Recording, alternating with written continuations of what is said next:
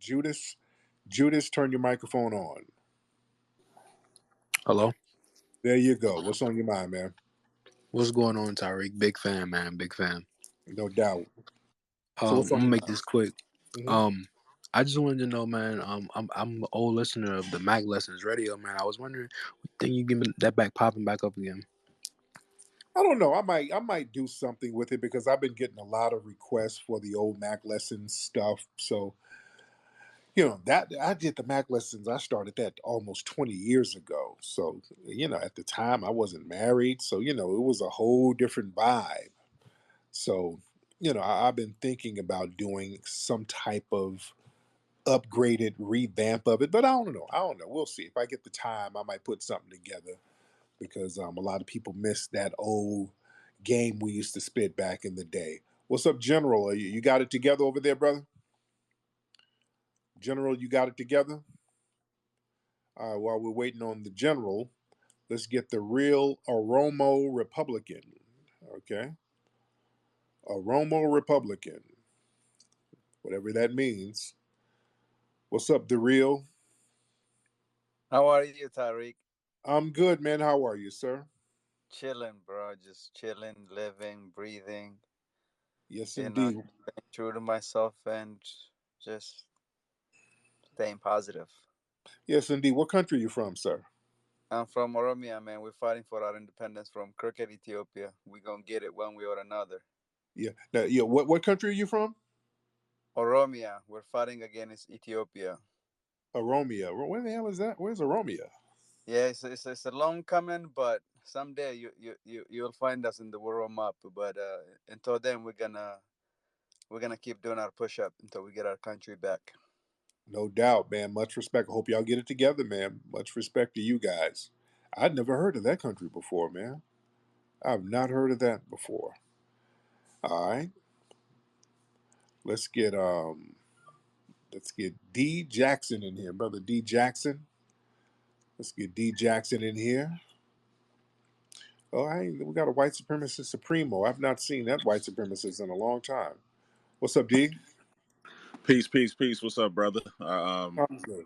Met you a couple years ago at the FBA conference, man. Respect.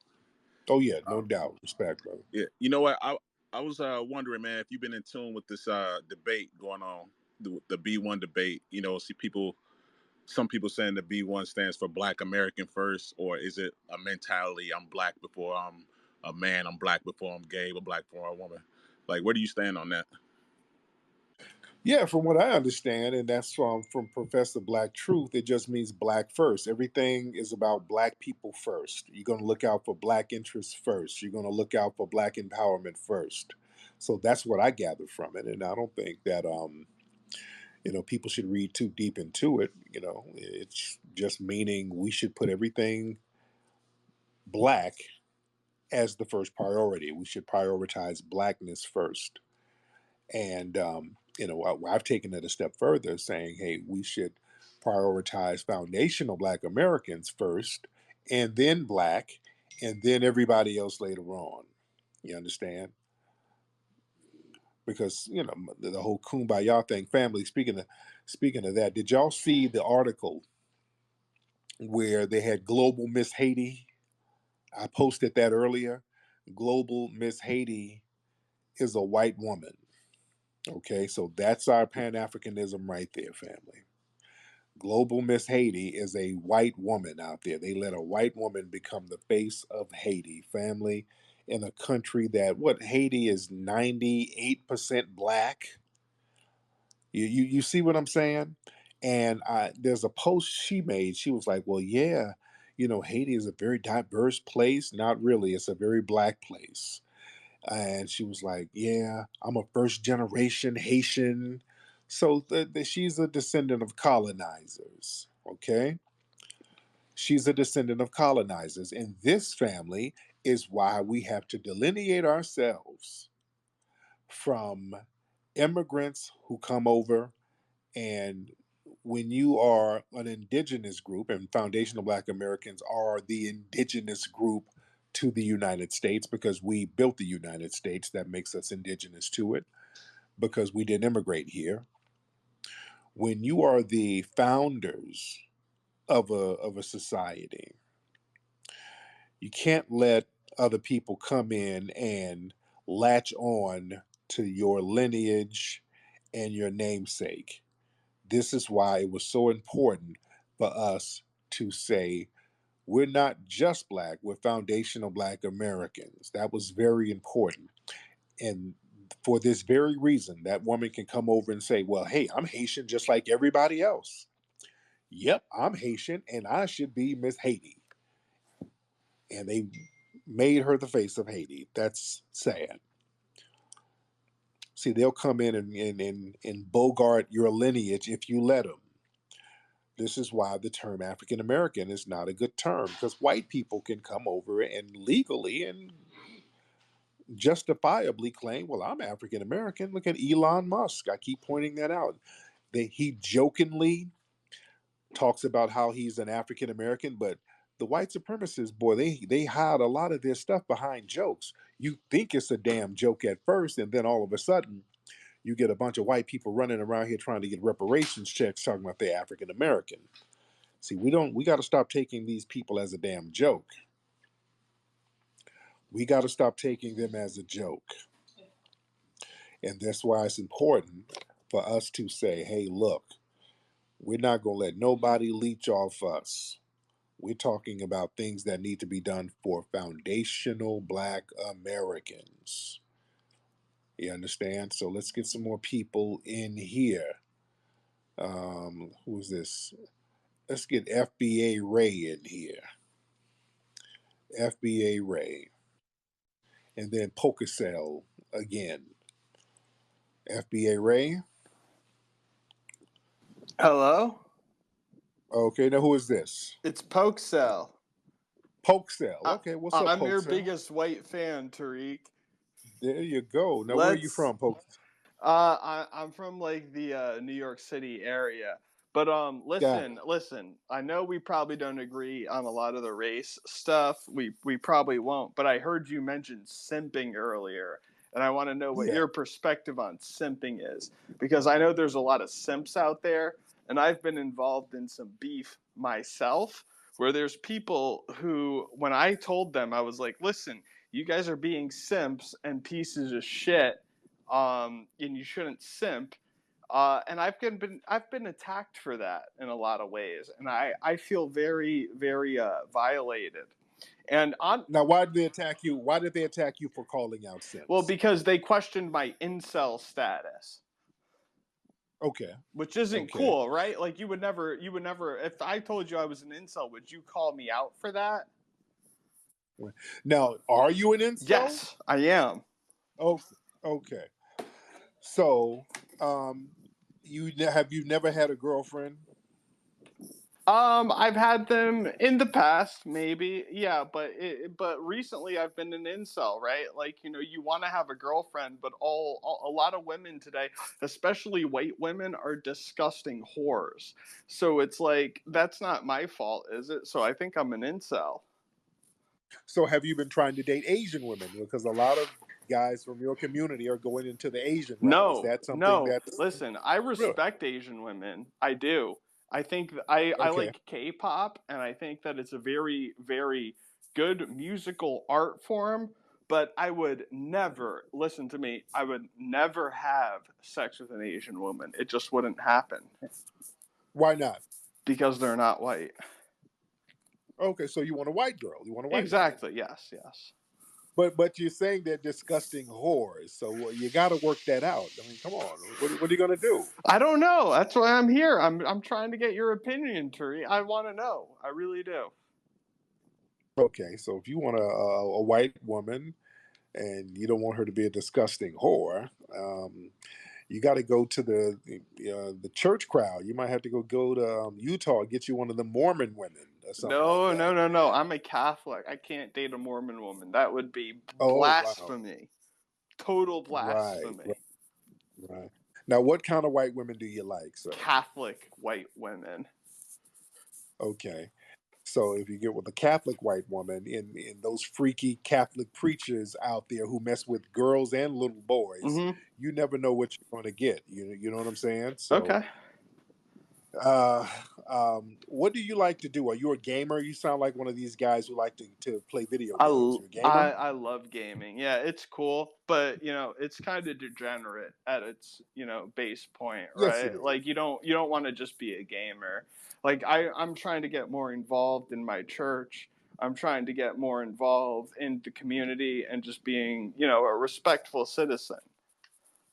Right. Now, when was the last time you had a girlfriend?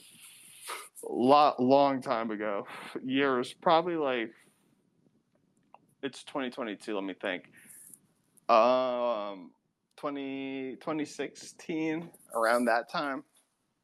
Wow, like what, Yeah, 7 years like I ago, said, 6 or Tariq, something? I'm a real incel, right? Like it's not my fault that women are disgusting whores. I can't find one. Well, is it that they're disgusting whores, or is just your game isn't tight? Well, What's I going on don't with know. I don't know. You tell me. What do you think? I don't know. You just might have to step your game up, man. You might have to step your game up. What type of ideologies do you like in the women, brother? What do you like I in the mean, if women I besides them? Yeah, well, for being real, I would like, a woman who perpetuates a traditional marriage and who is just, a solid girl and who's nice and all that stuff. Like I don't think we're probably too far off from what we would think like an ideal woman is, right? Like we Yeah, you can. Yeah, I think you can get that. You can do some online dating. You can do that. You can find some people on some of the gaming sites. There's a lot of girls who like to play the video games, and you can holler at some of them. Go to the gaming conventions and find some of the little nerdy girls. Those are the cool ones. I don't think they're disgusting whores. You can find a nerdy gaming girl and do would your you thing. hold on? I just want to know, would you be against me dating one of them? Like even if like I know, we're probably on different ends of the spectrum here, right? Like I'm a white guy and blah blah blah. I'm in like the white community. But like would you be Right. against me dating another white girl? Now, why would I be against that? I don't know. No. I'm literally asking, like, because I want the blessing of Tariq Nasheed. I want my pickup line is going to be like Tariq Nasheed told me that I can date you, and you're coming with me at this point. Right, but why? That's something that's in your community. I don't control anything that goes on in the white community. I would But say, you don't just disavow it, right? You don't disavow that. you're a white guy. If she's a white girl, why would I disavow that? Let's go. Let's go. Yes, indeed. You just spit your game at her. Let's Let her know, hey, go. I want to take you somewhere, get you some tuna salad with extra mayo, and let you know about some of this vanilla pimping. You understand? Let's go, dude. I appreciate it. Listen, I appreciate your dating advice, Tariq. I really do. And Yes, I'm taking this to heart. I'm downloading it right now into my brain. yes, indeed. All right, my dude. You be You good. take Thank you care so too. much. All Bye bye. right. Okay. Okay. Yes, indeed. Just cook her a nice boysenberry pie and do your thing. Keep that thing real mackish. All right. Let's get always black in here. Let's get always black. What's going on with ya? What's going on, my brother? Peace. I You had a pink Winnie Pimp on here, but Yeah. all I want to ask you, brother, we had another space going on, and is it more important to be one at home locally or be B1 worldwide, to where that leaves us susceptible to a lot of incels like the one that just left, the ones that look Yeah, like we gotta us, and I'll land my plane. right, right. Yeah, we gotta be B1 at home first because everything starts in the home first. You gotta get your house in order. Once you get your house in order, then you get your vacation home in order. But yeah, we got to get our main house in order first. FBA first. Then, once we got our house in order, which we're getting it in order now, then we can take the show on the road. All right, let me get a couple of more folks in here. A lot of people in here. Let's get Michael in here. I think, Michael, you look familiar. Have I had you on here before? You look familiar, Michael. Hop on, Michael. Boy, we got what 700 people in here. We're in here heavy. What's up, Michael? Hop on, bro. How are you? There you go. What's on your mind, Michael? I had two questions, sir. First question would be, what do you think the Democrats' strategy will be regarding changing their black base? Since I believe they're going to be losing either, if not this election, then the next one they will definitely lose it. Do you think they will change Yeah. bases? Do you think they will secretly integrate into the Republican Party with another excuse? And my second question is a personal one. I was hoping you could give me an update on when you will hopefully be making the Coon Train series again. And I Yeah. appreciate Yeah. your time and good luck to you and your family. Thank you. Thank you, bro. Thank you. I was thinking about the Coon Train earlier. I do. The Coon Train is long overdue. Have not done a Coon Train video in years. The Coon Train is long overdue. We might have to do a Coon Train remix, but yeah, we got to do a new Coon Train. And the problem is I haven't done one because there's so many people that should be on the Coon Train at this point. It would be an hour-long Coon Train at this point. There's so many people that we got to put on there. And the thing is, the new Coon Train is going to have a lot of Democratic coons. It's going to have Clyburn, Kamala Harris, Simone Sanders. Oh, it's going to have to be a Democratic Coon Train on this one. It's so many. The Candace Owens we got to put on too. We got to do some right wingers too. There's so many folks. So many folks. We might have to put.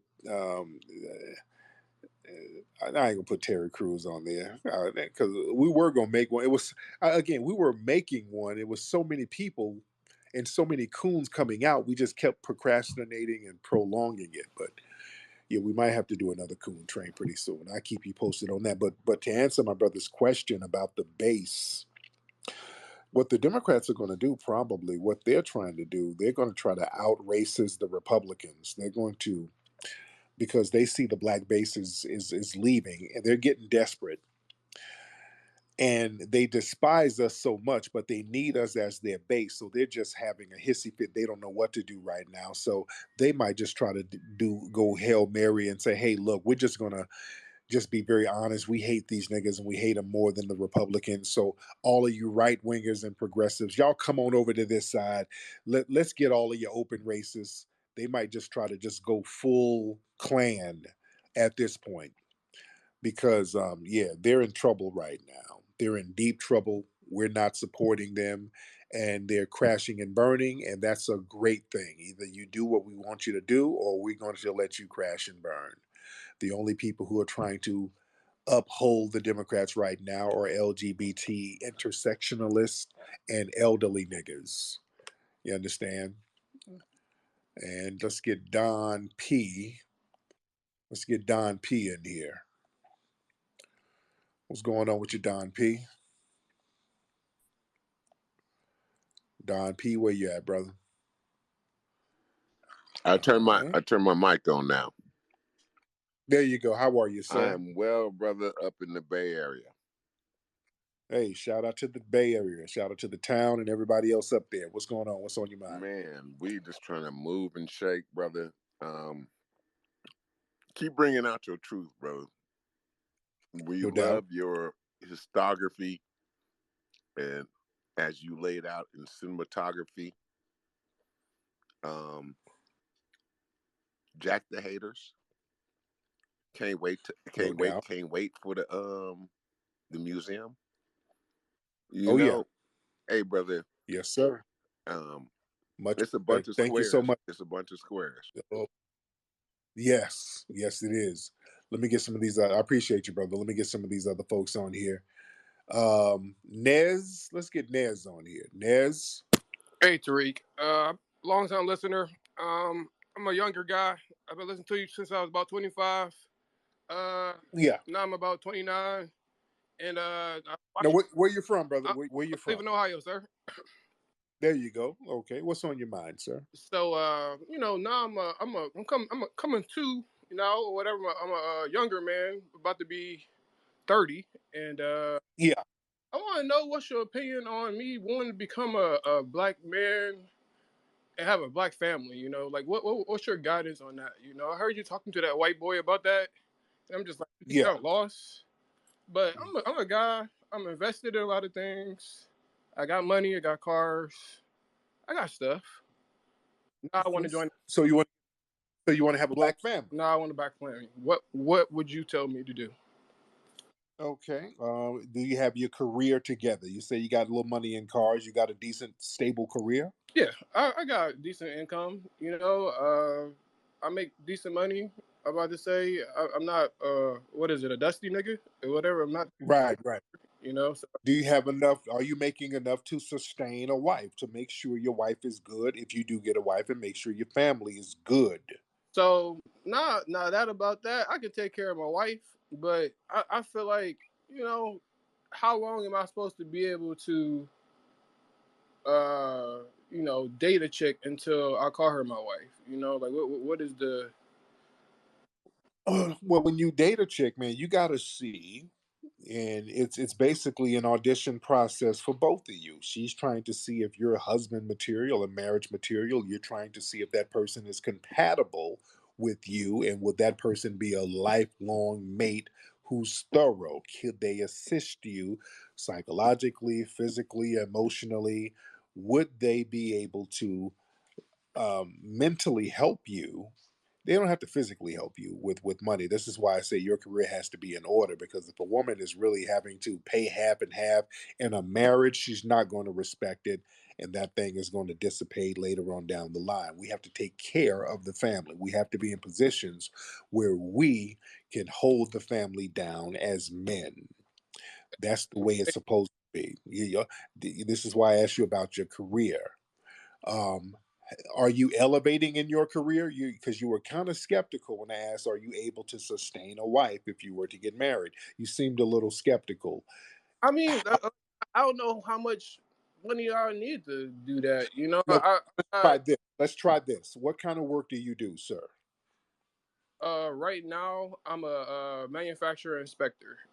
Okay, Where I, you work at Amazon somewhere, right? You work in a warehouse. yeah, I'm a warehouse worker. Yes, sir. There you go. Okay, so you're not in a supervisory position or anything. You're just an I, inspector. I'm pretty much like I'm management. Basically, I work right hand to hand with management. So I always, you know, I pretty much make as much money as management. That's why I say I can sustain a family. You know, if we Okay, and now, and in your position, is there room to elevate and get promotions to different tiers and different financial grades? Do you have that? there, it's like white people or some white guy or whatever in my way, younger dude just comes in front of me and goes, "Oh no, my turn," and I get pushed aside because I'm a young Yeah, guy with locks and I'm not cutting my hair off. I'm not, falling to society's white America, corporate America. I can't do that, right, and all some guy comes in, right before I get my promotion, and boom. What do you do to that? All I can right. do is my own business, Okay, because right. like that's happened Okay, to me many times, got Tariq. it. Okay. So let's break it down. Okay, so now you need to be in a position either at that job or on your own. Because if you're in a position where they're playing racial politics, which they do on these jobs, which is very understandable. I understand the racial politics, and that's going to frustrate you if you don't nip that in the bud. Either you position yourself in a way where you can grow on the job, or you start running a business on your own where you understand where your income is going to come from based on your own work ethic.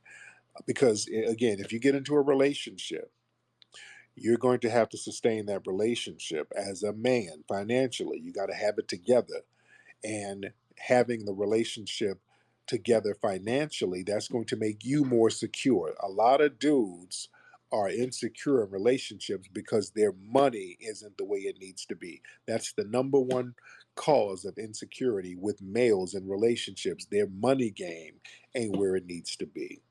So you got to get that straight. You're 29, man, so you're still a relatively young guy, and you still have some years to figure it out. You're not in a rush. I think a lot of brothers, truth be told, should think about marriage once they get into their mid-30s. If you can find it earlier, that's great. But a lot of times you need to be out there in the streets and getting all that stuff out your system. You got to go through that player stage. Have you gone through your player stage yet? I played around a little bit in the streets, Tariq, but you know these hoes is vicious. You Yeah, know, indeed. I know. Indeed. I know. But the thing is, once you when you go through your player stage, you learn all of that. You learn how vicious they are, and you say, "Hey, man, what's more important, just knocking them off every couple of days or getting some long lasting relationship?" A lot of guys got to get to that point in their lives. Sometimes people like to play out there in the streets. Sometimes those vicious cootie cats are real cool. But when you get to a point where you want stability, all of the vicious hood rats and street booty, that ain't the business. So you want to get to a point where you want to lock it on down. But you're gonna be good, man. Thanks for the call. Let me get some more calls. All right, let's get shout out to an open secret.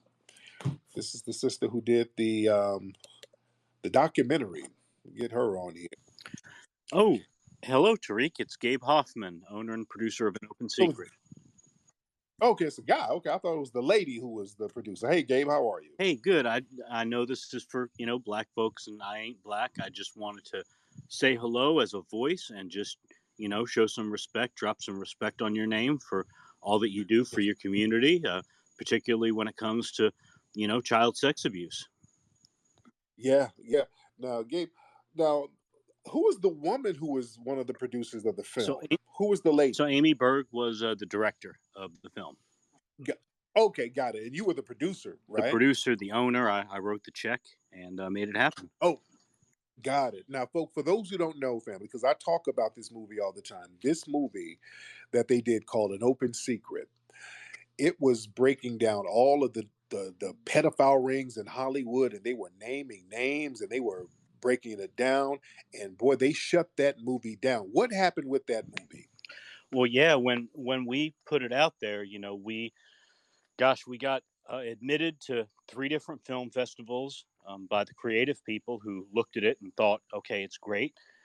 We got sort of uninvited. We finally got into one. We sold it out in like 2 days' notice. We got all the mainstream media, New York Times and Variety, and all these big places. They all wrote great reviews and said this is objectively this is a great film. And we didn't get one offer from anybody to distribute it. Not a Netflix, not an HBO, not a dime, not a back end, nothing. So I sat on it for 2 years, and then I just said, you know what? I don't need any of your dirty money, Hollywood. This needs to get out there, and I just put it out for free on the internet. And I remember Yeah. just getting on, Twitter for real for the first time in about 2017 when that all happened. And I see, Tariq Nasheed's following us, and we only had like 400 or 500 people following us, and you had seen the pirated one on YouTube, and you were already talking about it, and I was just like, whoa, I gotta, find out who Tariq Nasheed is and learn what Yeah. he's talking about. Yeah. You were way Yeah. ahead of the curve. Yeah, man. Yeah, because that sexual exploitation that happens a lot in our community, and I'm completely against it. Now, what motivated you to do the film in the first place and take on such a dangerous topic, which is challenging Hollywood? Because Hollywood don't play games; they don't like that. So, what motivated you to do that? It was just one of those things where co-producer Matt Valentinas, I went to NYU with him, and I went to business, and he went to film school, and I've been blessed and successful in my life as a money manager. And he told me that there was a big problem with child sex abuse in Hollywood. Documentaries were a good way to sort of make change. And I kind of didn't, believe it. I said, well, let me just pay something and hire some private investigators, do some work. Let's see what they come up with. And they came up with some major stuff. Basically, the X-Men films you're all familiar with, and Bryan Singer was the director and had a lot of information that he was, basically the Harvey Weinstein of underage kids in Hollywood. And I said, well, I got to make this film. I got to expose that. And look, within a few weeks of me putting this out there for free, he got fired from what he was directing, Bohemian Rhapsody, and he's never worked in Hollywood since. And there's a couple other careers got ended. And Of course, I mean, look, it's not.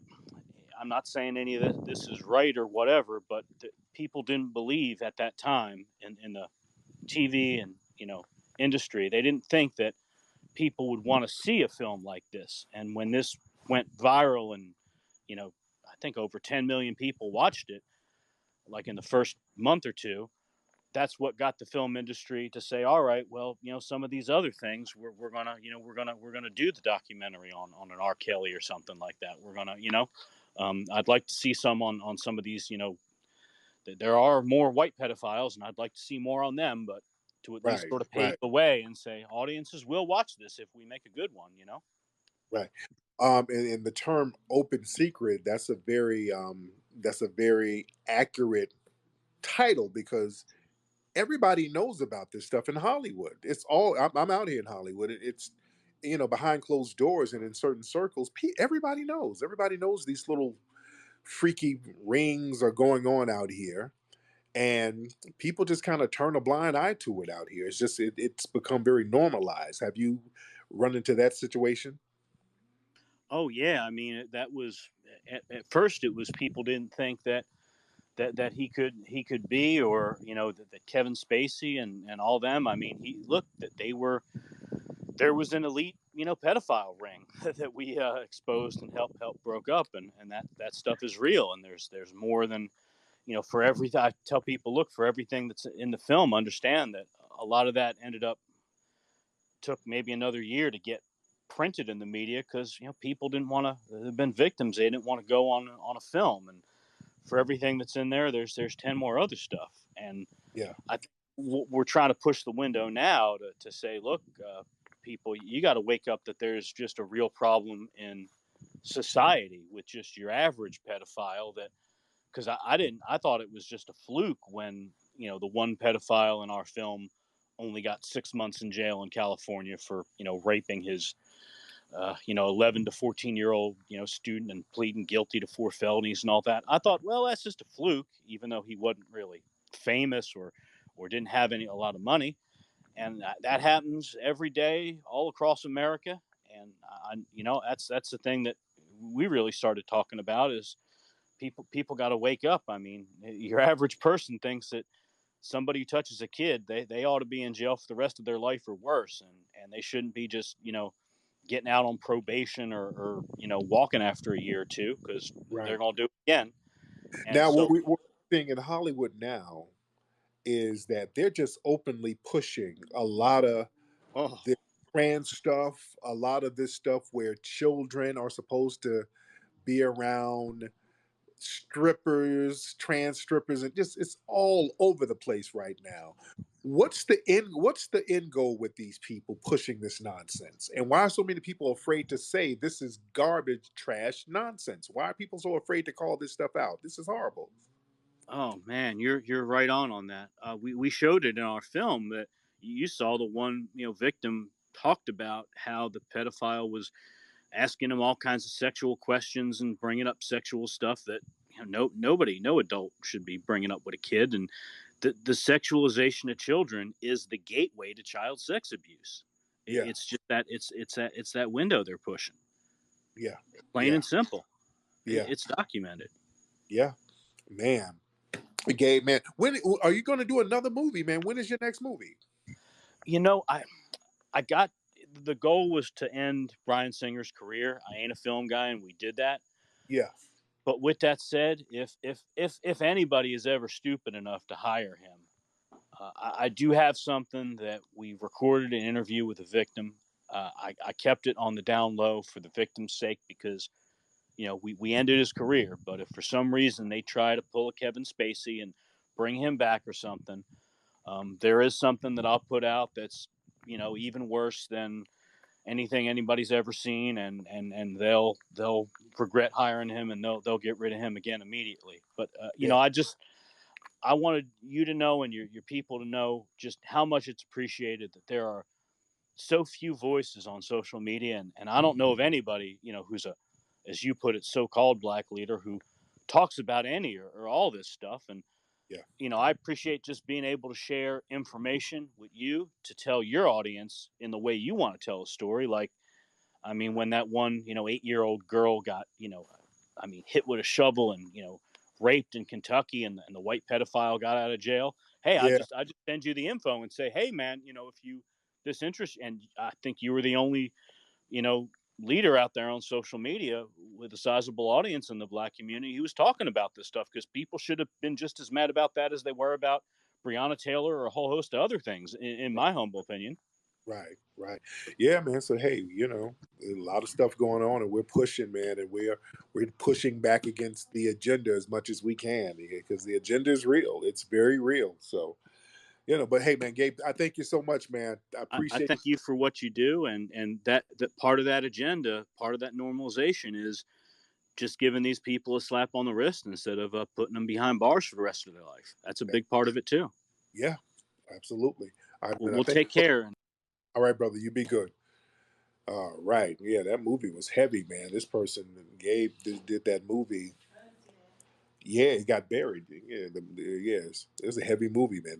They shut that movie down,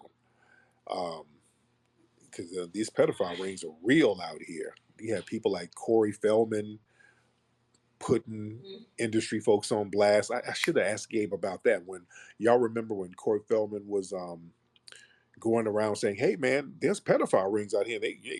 I got touched on, and they done all types of stuff to me." And I think he went on the View, and Barbara Walters was kind of saying to him, "Hey, why are you saying all this? Hey, you're gonna get too many people in trouble. You're gonna, Barbara Walters was like, "Hey, you need to be quiet about this stuff." Instead of saying, "Hey, we need to get you help," the consensus was, "Hey, keep your mouth shut.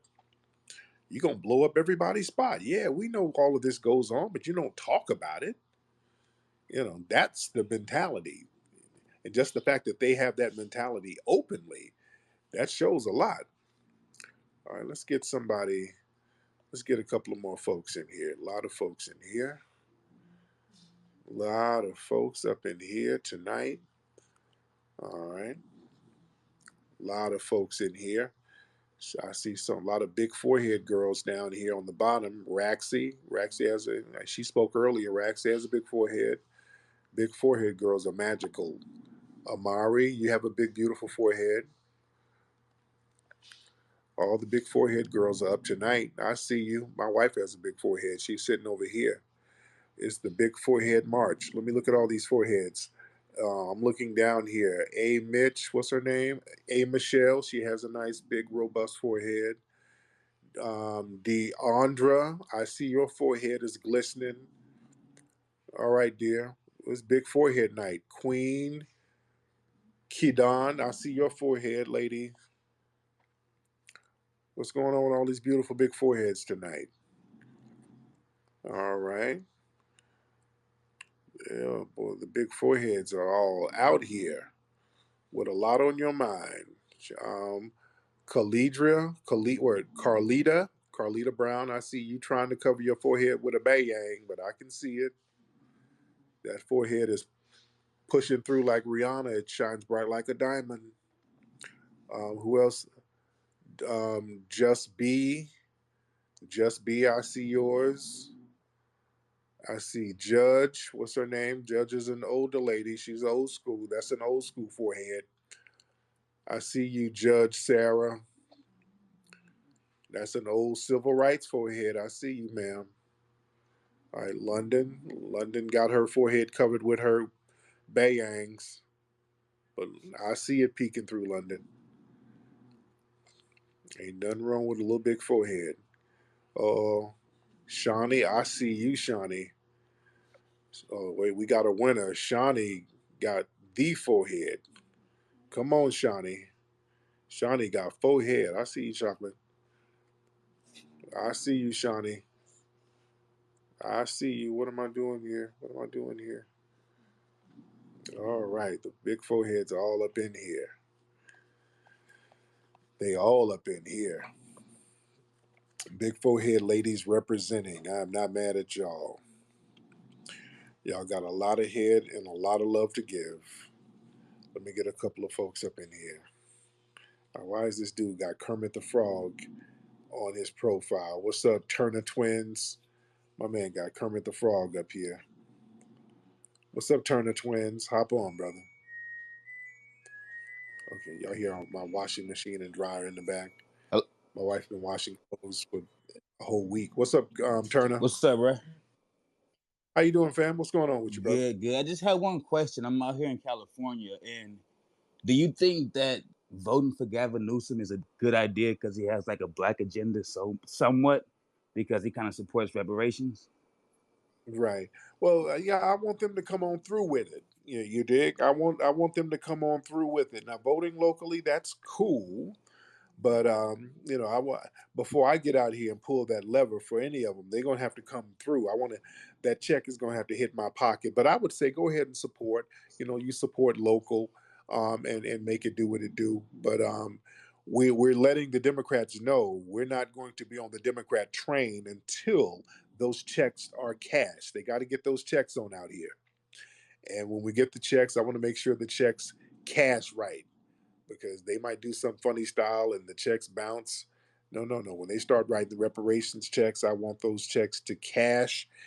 Then I will get my vote on. I will support anybody who made those checks pop off. You have my full support.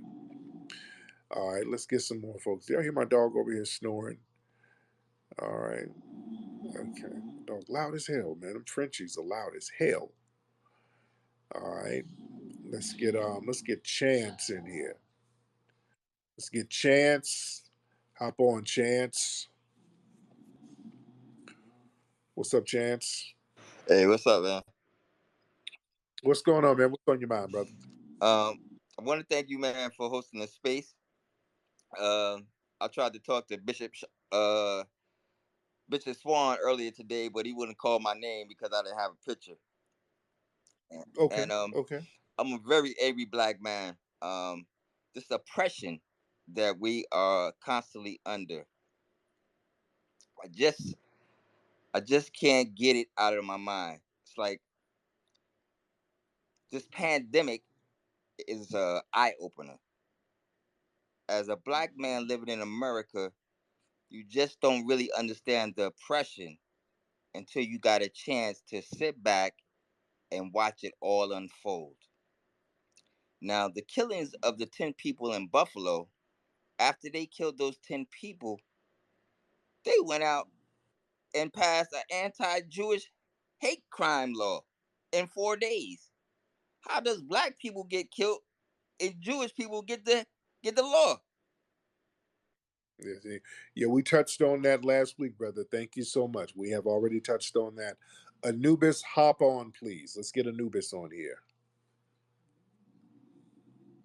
Anubis, hop on. Anubis, what's up? You want to turn your microphone? Yeah, sorry about that. All right, what's up, Anubis? Nothing much. I remember when I was first coming up in here, one of the younger brothers was talking about Trouble. He was talking about how Trouble passed away earlier today. Earlier yesterday. I'm in Okay, Japan, so Anubis, I had to get y'all, boy. Your reception is bad.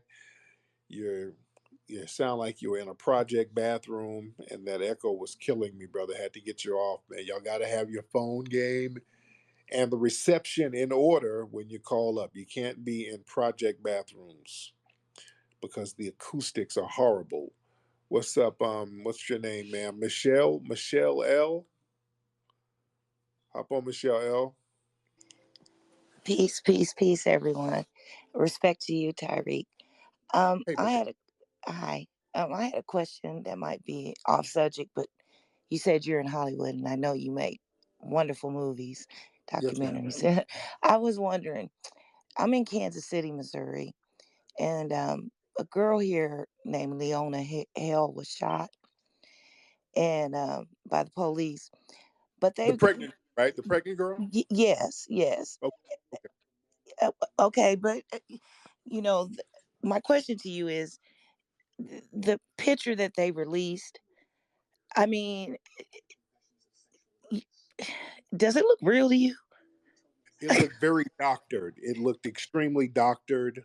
It looked kind of photoshopped. It looked like some I might not say so nonsense.